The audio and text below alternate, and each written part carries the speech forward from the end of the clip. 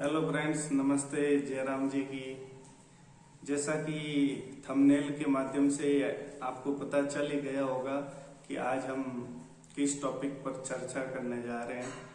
बहुत ही important topic है कि टैक्स को कैसे अपन डिटरमाइन करें, टैक्स से कैसे बचा जाए, टैक्स सेविंग कैसे करें। यानी कि सबसे पहले अपन बात करते हैं फाइनेंशियल ईयर और असेसमेंट ईयर। फाइनेंशियल ईयर जैसे कि फॉर एग्जाम्पल के तौर पर अपन ले तो हाल ही में 31 मार्च 2023 को एक वित्तीय वर्ष या फिर फाइनेंशियल ईयर खत्म हुआ है और असेसमेंट ईयर वो जो खत्म हुआ है वो था 23-24। और अब इस 1 अप्रैल 2023 से लगाकर 31 मार्च 2024 तक जो है फाइनेंशियल ईयर वो है 23-24 और असेसमेंट ईयर है वो है 24-25। सबसे पहले टैक्स से कैसे बचा जाए तो कुछ पॉइंट्स ऐसे हैं जिनके बारे में आज हम चर्चा करेंगे। आपको वीडियो पसंद आए तो लाइक करें, सब्सक्राइब करें, शेयर करें, अधिक से अधिक शेयर करें अपने फ्रेंड्स के साथ में और बिना स्किप किए हुए वीडियो को पूरा देखें। इतना करके हमको मोटिवेट करें ताकि हम आगे से आगे इम्पोर्टेंट टॉपिक पर वीडियो बनाते रहें।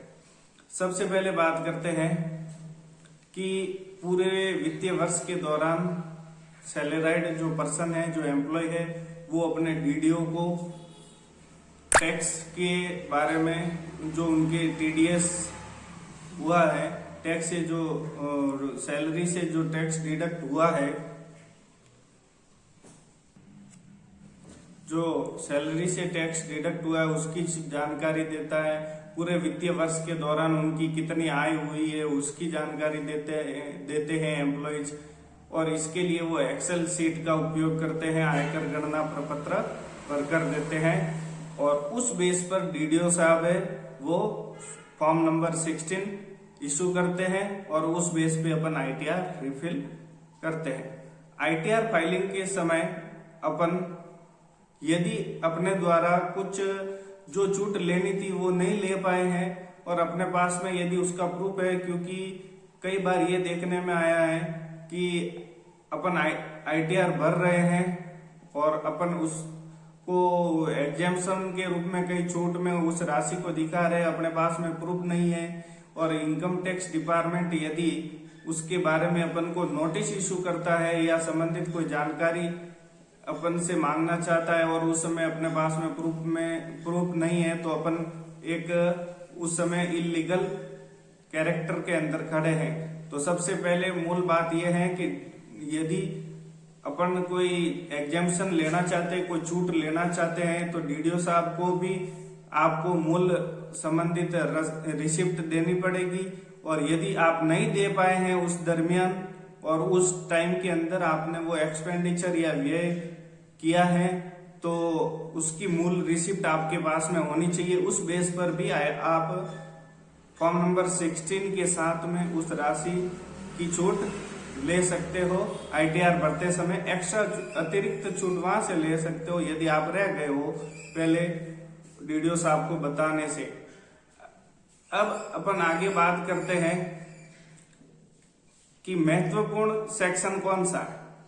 हम सब एम्प्लॉयज को जब ज्यादातर रूप से ये पता नहीं होता है तो अपन क्या करते हैं, इनकम टैक्स कैलकुलेशन सीट है या जो आयकर गणना प्रपत्र है वहां पर अपन सीधा सा फिल करते हैं 80C की 1.5 लाख की छूट ली, मेरा ये टैक्स बना या ये नहीं बना, नील करके शो कर दिया, सबमिट कर दिया एंड दैट्स फाइनल और अपन निश्चिंत हो जाते।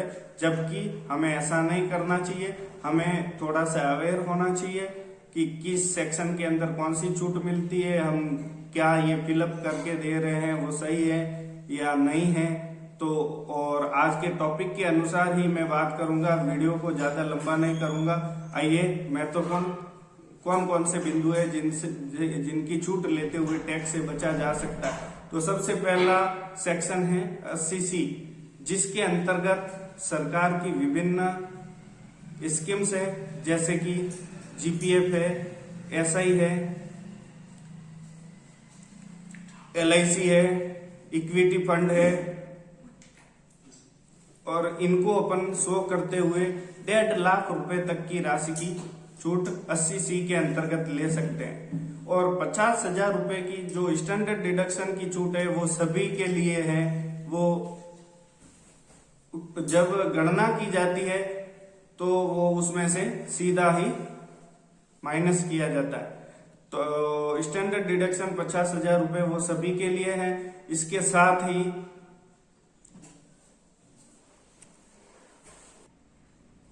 तो सेक्शन 80C के अंतर्गत अपन सुकन्या समृद्धि योजना है, इन सारी चीजों का जो यानी गवर्नमेंट स्कीम है, इनकी राशि की अपन छूट ले सकते हैं, जो कि मैक्सिमम 1.5 लाख रुपए तक की छूट है।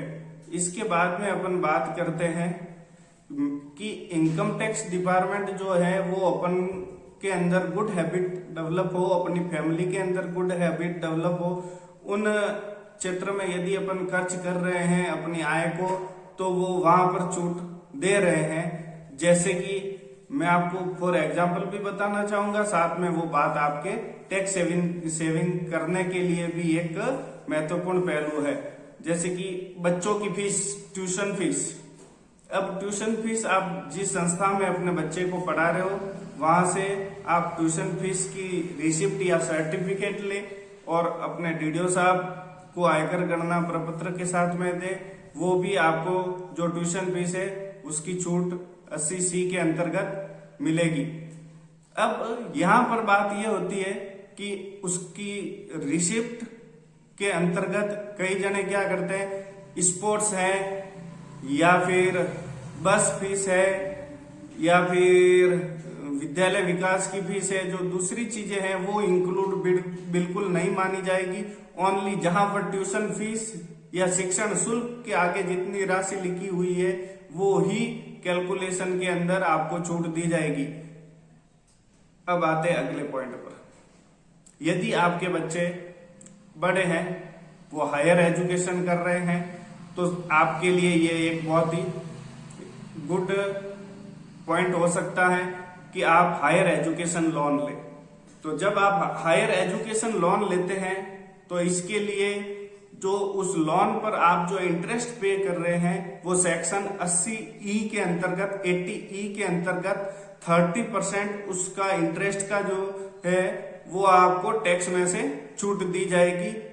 जब लास्ट में कैलकुलेशन होता है तो हो सकता है स्थिति ये हो जाए कि आपका टैक्स वहां जाकर उस एजुकेशन लोन के ऊपर जो आपने इंटरेस्ट पे किया उस कारण से सीधा ही माइनस करके कई नील आ जाए, यानी आप पूर्णतः टैक्स से बच सकते हैं। ये पॉइंट भी आपके लिए महत्वपूर्ण हो सकता है। आइए अगली पॉइंट पर बात करते हैं कि कई बार ऐसी स्थिति होती है कि अपन या तो कोई प्रॉपर्टी खरीदते हैं या बेचते हैं, तो सबसे बड़ी छूट कह दी जाए या सबसे बड़ा इंपॉर्टेंट पहलू कहा जाए, तो जब अपन मकान बनाते हैं तो अपन ने यदि हाउस लोन, होम लोन ले लिया तो उसका जो प्रिंसिपल अमाउंट है यानी कि जो मूलधन है वो आपके सेक्शन 80C के अंतर्गत ही माइनस किया जाएगा। और इम्पोर्टेंट फैक्ट यह है कि पूरे फाइनेंशियल ईयर के अंतर्गत आपने जितना उस होम लोन के ऊपर इंटरेस्ट पे किया है बैंक को, वो राशि आपको सेक्शन 80E की जो छूट मिलती है, ई से एजुकेशन को याद रखना, एजुकेशनल लोन को, और ये जो छूट मिलेगी होम लोन के इंटरेस्ट के ऊपर वो आपको मिलेगी सेक्शन 24 के अंतर्गत।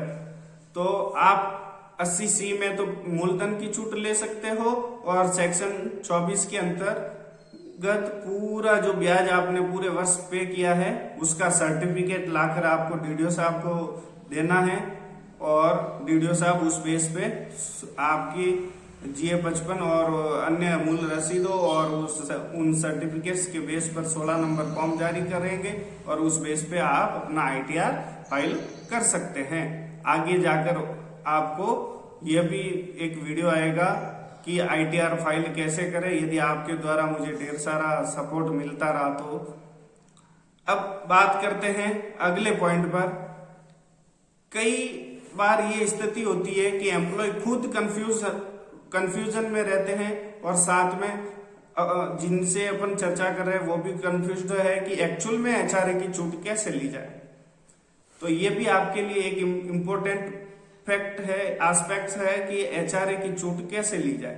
तो HRA की जो छूट है, जिनके जो नॉन गवर्नमेंट पर्सन है उनके लिए तो यह है कि यदि उनका खुद का घर नहीं है और वो किराए के मकान में रहते हैं और उनकी तनख्वाह के अंतर्गत यदि वो कहीं प्राइवेट जॉब भी कर रहे हैं, कोई बिजनेस भी कर रहे हैं और वहां पर HRA नहीं मिल रहा है, तो पूरा का पूरा HRA उन्हें वहां पर छूट के रूप में काउंट किया जा सकता है जितना उन्होंने मकान किराया दिया है। और जो गवर्नमेंट एम्प्लॉय लगे हुए हैं उनके लिए अब मैं आशा करता हूँ इम्पोर्टेंट फैक्ट है, तो आप चाहो जिनसे संबंधित हो, जिन्हें जानना हो तो वो डायरी और पेन लेकर नोट भी कर सकते हैं।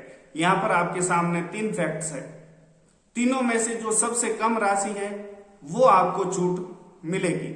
नंबर 1, एक तो जो HRA आपको पूरे फाइनेंशियल ईयर, पूरे वित्तीय वर्ष में पूरा HRA कितना मिला है वो राशि लिख लीजिए एक तरफ।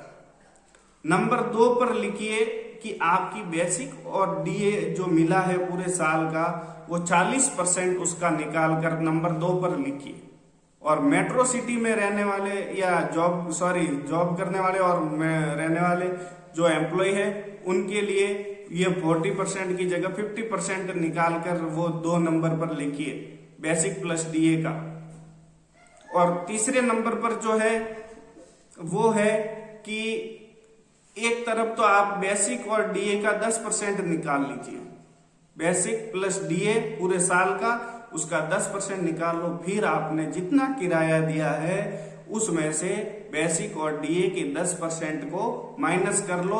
फिर इन तीनों पैरामीटर्स में से जो सबसे कम राशि है वो छूट आपको DDO साहब अकॉर्डिंग टू रूल दे सकते हैं। और इस बीच में सभी से ये मेरा एक आग्रह और निवेदन भी रहेगा कि किसी भी प्रकार के जो विभागीय वीडियो के लिए मेरे जो द्वारा जो अपलोड किए जा रहे हैं, इसके लिए विभागीय गाइडलाइन और उनके आदेश और उनके रूल ही सर्वोपरि रहेंगे। मेरे द्वारा आपको सुझाव, सलाह और आपकी सुविधा के लिए ये वीडियो अवेलेबल करवाए जा रहे हैं।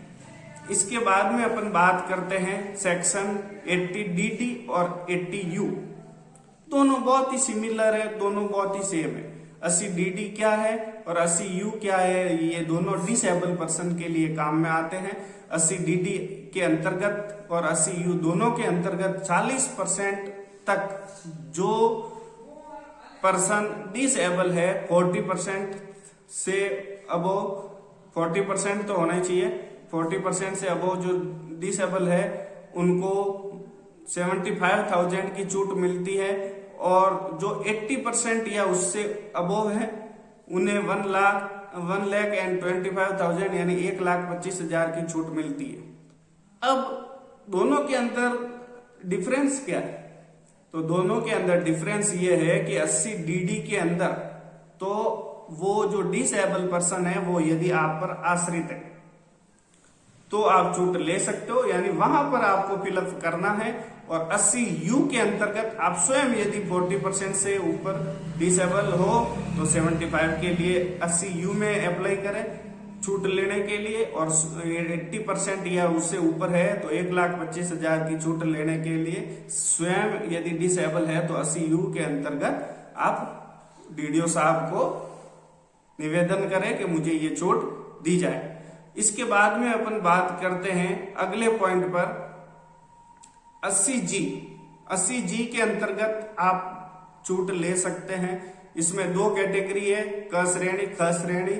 एक गवर्नमेंट रजिस्टर्ड दोनों होनी चाहिए। उसके अंतर्गत क श्रेणी के जो है वो उसमें आपको 100% पूरी की पूरी छूट मिलेगी जितनी राशि आपने डोनेट की है। और जो ख श्रेणी में आने वाले जो संस्थान है, धर्मार्थ संस्थान, या अन्य कोई संस्थान जो 80G के अंतर्गत रजिस्टर्ड है और ख श्रेणी में आते हैं तो आपको 50% की राशि जो राशि डोनेट की है उसका 50% आपको छूट में मिलेगा।